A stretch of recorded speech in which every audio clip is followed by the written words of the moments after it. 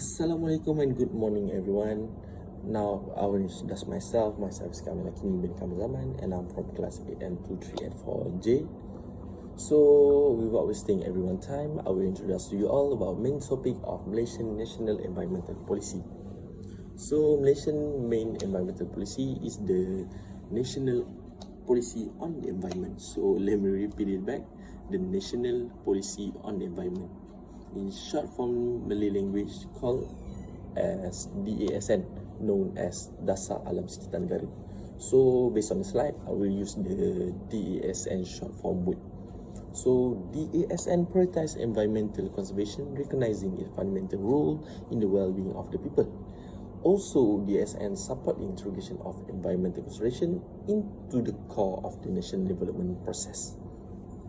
So as you can see in the slide, the original legal framework of DASN, known as the Environmental Quality Act 1974, which aimed as a vision on the DASN itself.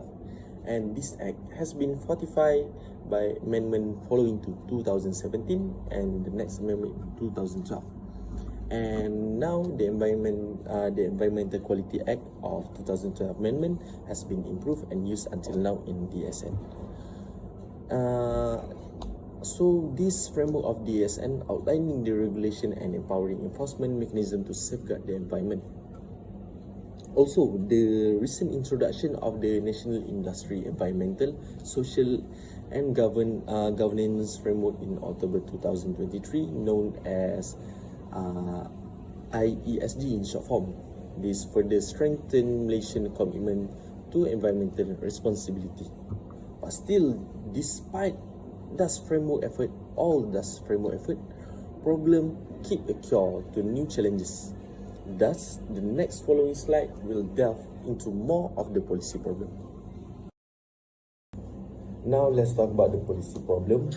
As many people know, national policy on environment focus on environment, but they also have a challenge to pursue. In their policy framework, challenge remain in ensuring effective environmental protection.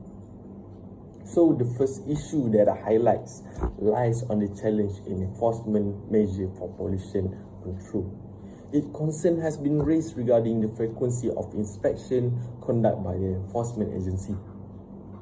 It also cures concerns lingering about the adequacy of training and resources provided to law enforcement personnel. With this can lead to situation where violators go undetected or penalties are not enforced effectively. Okay, moving to the next issue that I highlight is in the area of waste treatment process. It concerns surround the oversights and enforcement of treatment process across various industries. It exists about the potential for improper disposal practice or inadequate infrastructure, which leading to environmental contamination. Which, based on the issue, the regulation and enforcement mechanism must need to be empowered. And for the last issue that I highlight is regarding to adopting new technologies. Even the new alternative technology are needed, it may potential for risk to the environmental, which this issue need to carefully reconsider or consider. For example, if I can give, let's say, a new technology mechanism implement to overcome the water pollution, but without the further consideration of the new technologies, it may harm the surface area or that area. Thus, the evaluation must reconsider on both sustainability and consequences.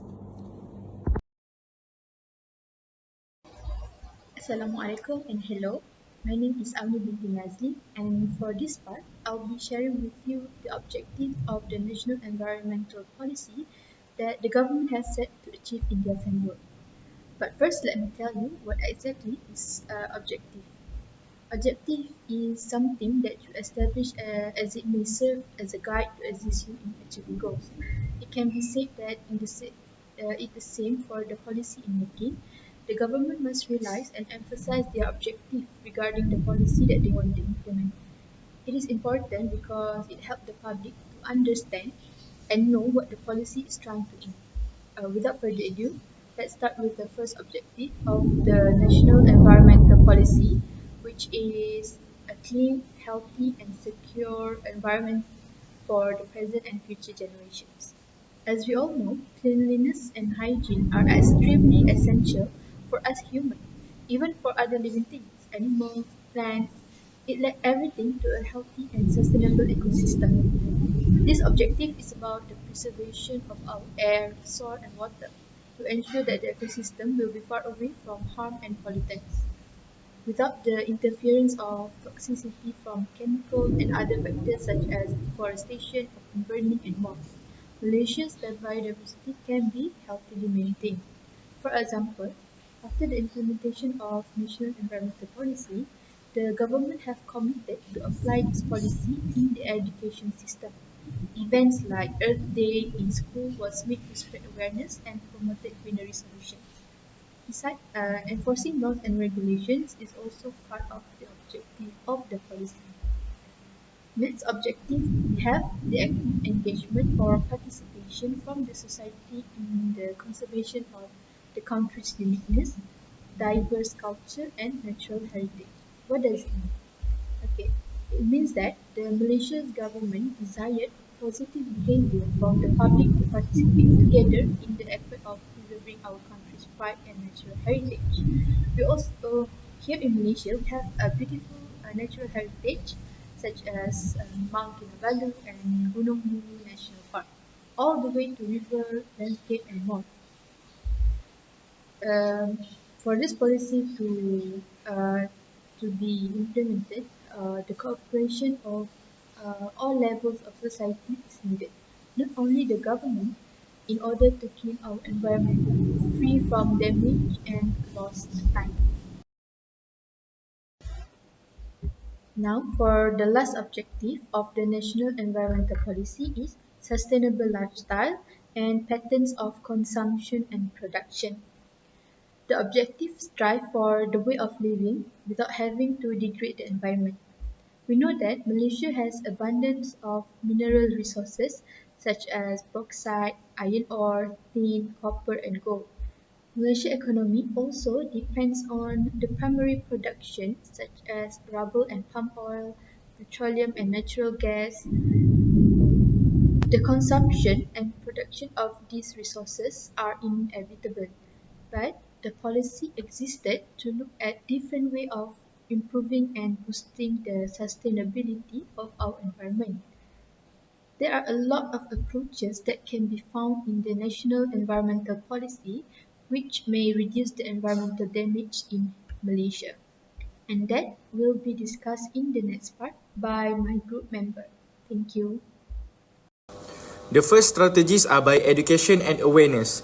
Efforts will be made to spread awareness and educate people about environmentally friendly practices and sustainable development in both formal and informal settings. This includes integrating environmental topics into education at all levels and establishing specialized centers for research and education. Non-traditional education methods will also be encouraged, involving community groups and recognizing the family's role in fostering positive environmental attitudes. Public information services will utilize various mediums like technology and multimedia, and forums for discussing environmental issues will be promoted. Additionally, art and cultural activities with positive environmental message will be supported, and the media's role in spreading environmental information will be enhanced. Collaboration with industries and professional groups will aim to influence public behavior and incorporate environmental concerns into their activities. Training programs will be designed to equip individuals to address environmental challenges effectively. Next is effective management of natural resources and the environment to safeguard the environment and natural resources for the benefit of the country's people. Steps will be taken to keep track of these resources through regular updates and audits. Special attention will be given to areas rich in biodiversity, setting them aside for the protection of native plants, animals, and genetic resources. Land use planning will consider factors with soil conservation and community needs, using techniques like resource mapping to identify sensitive areas. Efforts will be made to reduce land degradation and manage forests sustainably, balancing economic benefits with environmental and social concerns. A comprehensive plan for managing water resources will be developed to prevent waste and pollution, while river basins and coastal areas will be managed carefully to maintain ecological balance. Energy conservation and cleaner technologies will be promoted, along with efforts to protect national heritage, including natural landmarks and cultural sites.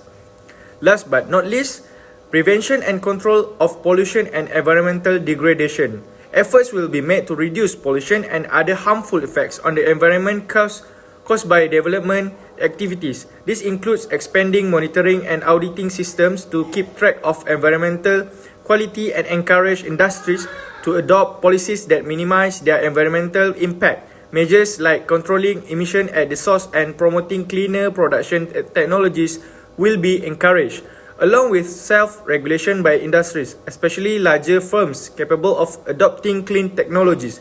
Special attention will be given to addressing pollution issues from smaller business. Collaboration between businesses, academia and research institutes will be promoted to develop environmentally friendly technologies. Financial incentives will be provided to support environmental conservation efforts and promote eco-friendly industries, products and services. Plans will be developed to prevent and reduce air, water and marine pollution, while agricultural practices that minimize the use of harmful chemicals will be encouraged.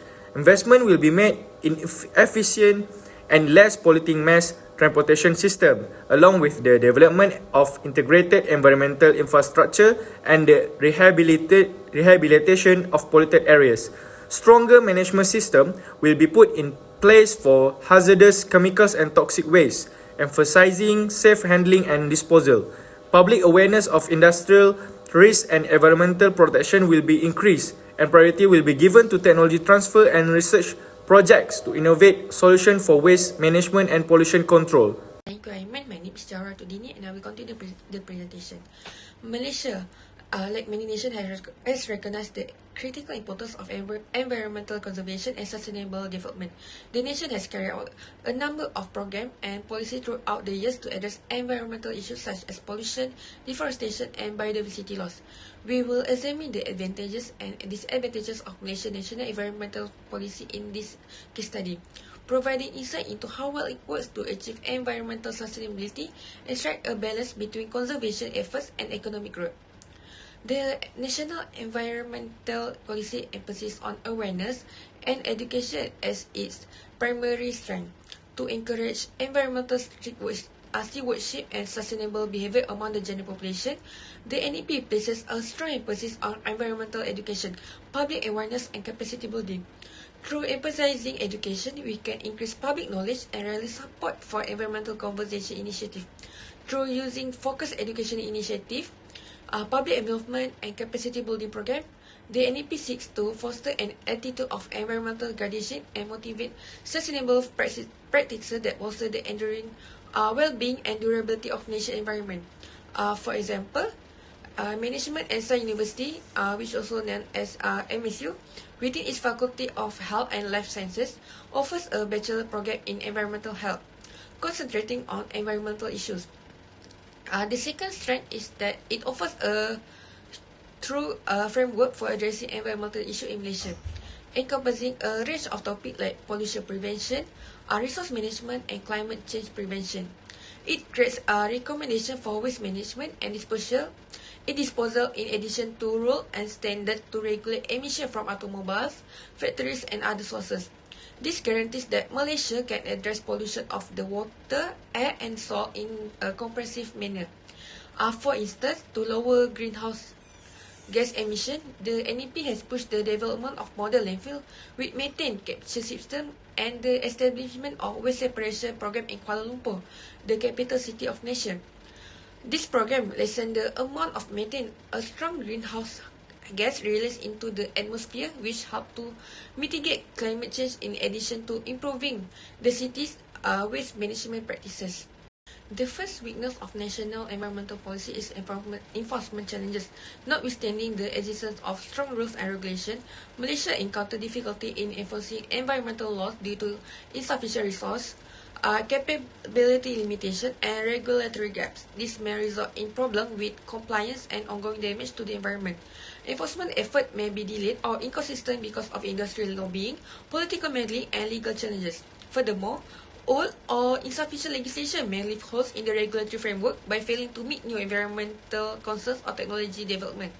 This happened in Kulai Johor, which have been water pollution in Tasik Taman Indapura, and had the officer investigate it for a period of time, identifying that the pollution still not being resolved, result in delays or inconsistency in enforcement.